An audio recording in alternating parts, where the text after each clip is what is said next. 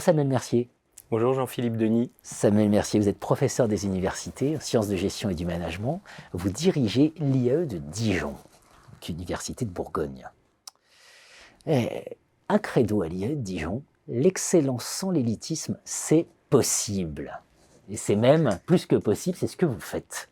Exactement, c'est ce que l'on cherche à atteindre depuis longtemps, peut-être sans le formaliser, mais on souhaite développer des programmes qui permettent à tous nos étudiants de réussir et de devenir des managers innovants, responsables, ceux dont les entreprises et les organisations auront besoin dans les années à venir.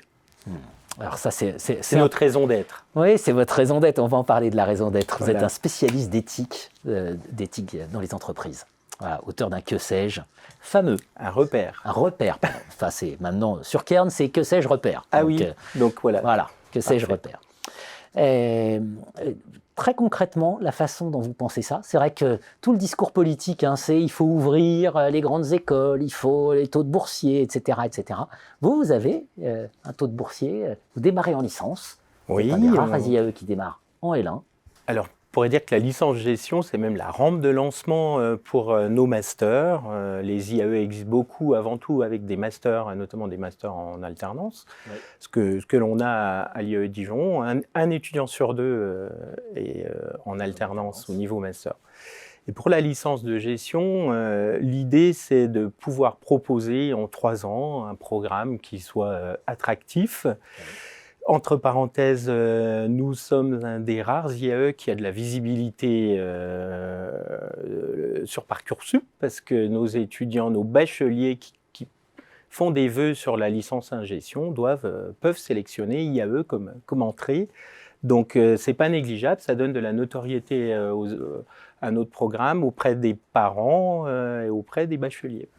1576 candidats. Alors ça, c'est lié à la démographie bourguignonne, un peu plus de 1500 candidats chaque année et un taux de sélection de 9%, ce qui veut dire que nous avons des étudiants de qualité et nous pensons que ces étudiants que nous choisissons vont réussir à l'IAE dans leur projet d'être diplômé de licence. Irriguer les enseignements par la recherche, ça veut dire quelque chose, et notamment vous irriguez les thématiques de la RSE, donc responsabilité sociale d'entreprise. Oui, on a bien sûr des cours traditionnels de licence avec de l'économie. Nos collègues d'économie nous permettent de donner des cours d'économie dès la licence 1, un peu moins ensuite, surtout de la finance, du marketing, de la GRH. Et des cours transversaux sur le développement durable, sur les questions d'éthique et de responsabilité sociale, un cours qui existe depuis plusieurs années à Dijon. On n'a pas attendu la loi Pacte ou les déclarations de certains dirigeants pour s'intéresser à ces questions. Voilà, même américain. Même américain, même Amazon. Autre point, ancrage territorial très fort, et là vous avez des chiffres qui sont bluffants.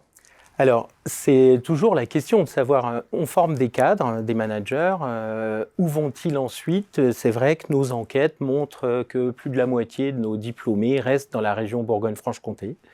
J'ai même, alors ça c'est une enquête d'insertion à 12 mois réalisée par l'IAE qui montre 60% des diplômés en région. J'ai même fait une enquête sur 10 ans de diplômés du Master GRH, où 45% sont en emploi, soit quelques mois, soit 10 ans après dans la région. Donc, par rapport à des écoles parfois de commerce prestigieuses qui forment des personnes de tous horizons, nous, on peut dire aussi qu'on contribue à dynamiser nos territoires en apportant des compétences aux entreprises de la région Bourgogne-Franche-Comté. Bien sûr. Et alors, qui dit ancrage territorial ne dit pas, en revanche, on reste juste en Bourgogne-Franche-Comté. Bien sûr. Vous avez les cursus internationaux. Les autres pourcentages de nos étudiants, nos diplômés vont bien sûr ailleurs, en France ou dans le monde. Et puis, pendant les années à l'IAE Dijon, nous incitons très fortement nos étudiants à vivre une expérience de mobilité à l'international, avec une stratégie assez classique de diversification des destinations. Pour toutes les bourses et tous les projets, on peut aller en Suisse, en Belgique, en Allemagne, c'est pas très loin de Dijon, c'est avec des coûts plus modiques. Et puis nous avons ouvert des destinations au Japon, à Nagasaki ou à Tokyo, aux États-Unis, dans le Kentucky, dans le Canada, vers Vancouver, dans l'île Victoria. Donc à peu près pour toutes les aspirations. Je pense aussi aux pays de l'Est qui offrent des destinations peu coûteuses, à Budapest, à Prague. C'est assez prisé par des étudiants qui veulent voyager au cœur de l'Europe, même pendant le contexte actuel. Même cette année, nous avons une 50aine d'étudiants en mobilité. On pense à des institutions qui s'espèrent très élitistes pour le coup et qui nous disent il y a la 3A, la 3e année à l'étranger. Ben voilà, on peut parfaitement faire une 3e année, enfin passer un semestre ou 2 semestres à l'étranger. Totalement. On a un parcours dans notre licence, parcours international, qui conduit à un stage d'envergure internationale et à un semestre au moins à l'étranger dans une de nos 60 universités partenaires. Alors je cherche dans 29 pays différents ou 39, j'avoue que j'ai un petit doute. Voilà comment concrètement l'excellence sans l'élitisme, c'est possible. Et évidemment, qui dit excellence dit maintien de cette excellence, donc des projets futurs. Alors on a plusieurs projets pour la suite. D'abord, on veut amplifier nos stratégies RSE. Développer un comité RSE au niveau de l'IAE, et puis dans certains de nos diplômes, il y a aussi des étudiants qui spontanément souhaitent s'emparer des projets autour de la responsabilité sociale. On souhaite, autour de ces projets RSE, développer des activités de type collecte de jouets, participation à des causes humanitaires, don du sang. On a été récompensé il y a quelques mois par le dynamisme de l'IAE Dijon dans une collecte du sang et de plaquettes sanguines au niveau de l'établissement français du sang, l'EFS. On a d'autres projets, notamment un projet innovant, c'est de pouvoir sécuriser les diplômes de nos diplômés par la technologie, par la blockchain. Avec un partenaire qui s'appelle BC Diploma, nous allons produire des diplômes 100% sécurisés que nos diplômés pourront afficher sur leur espace LinkedIn.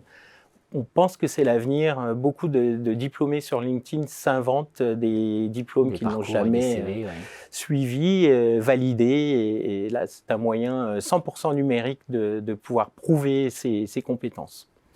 L'excellence sans l'élitisme, c'est possible et on voit que c'est même très ancré sur les sujets comme l'écologie, le bien-être étudiant, etc. Nous cherchons à couvrir tous ces sujets autour de la responsabilité sociale. Bien sûr, on pense à la sensibilité écologique, mais aussi aux violences sexuelles et sexistes. Pour l'instant, peu d'universités ont été touchées, mais nous sommes en alerte sur ce point. La souffrance étudiante, ça a été un sujet pendant la période de confinement. On a essayé de monter des espaces de discussion, des entraides, des jeux en ligne, tout ça pour éviter à nos étudiants de se morfondre tout seuls ou en tout cas en petit comité et pour créer du lien social, y compris à distance. L'excellence sans l'élitisme, c'est possible et ça fait plaisir à voir. Merci Samuel Mercier. Merci beaucoup Jean-Philippe Denis.